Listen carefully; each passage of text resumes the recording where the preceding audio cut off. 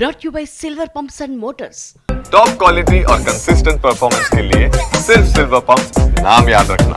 కృష్ణా జలాలపై ప్రస్తుత కేటాయింపులు తాత్కాలికమేనన్నారు మాజీ మంత్రి హరీష్ రావు. కృష్ణా నీళ్లు సాధించుకునేందుకు సెక్షన్ 3 దోహదపడుతుంది అన్నారు.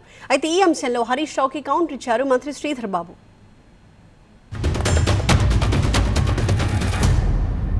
గత కాంగ్రెస్ పాలనలో తెలంగాణ ప్రాంతంలో ప్రాజెక్టులు కట్టకపోవడం వల్ల నీటి కేటాయింపులు జరగకపోవడం వల్ల ఆ రోజు వరకు ఉన్న నీటి కేటాయింపులను ప్రాతిపదికంగా ఈ వాటర్ ఇయర్ కు తాత్కాలికమైనటువంటి అగ్రిమెంట్ చేశారు. అందులోనే స్పష్టంగా ఆ రోజు ఇంకా వీళ్ళు ఒక అడుగు ముందుకు వేసి కేసీఆర్ సంతకం పెట్టిండు, హరీష్ రావు సంతకం పెట్టిండు అంటారు.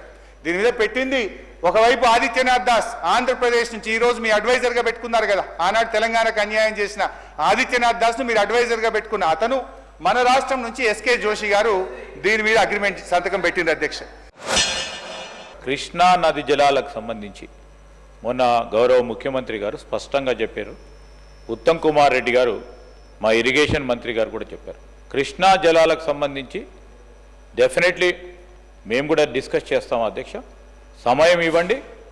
ఎవరు పొరపాటు చేశారు, ఎవరి వల్ల ఈ విధంగా జరుగుతూ ఉంది, ఎవరి పాపం ఎవరిపైన, అన్నిటి కూడా స్పష్టంగా మాట్లాడతాం. అధ్యక్ష, నీళ్లు పాలుగా డెఫినెట్లీ మన ప్రజలకు తెలియాల్సిన అవసరం ఉంది.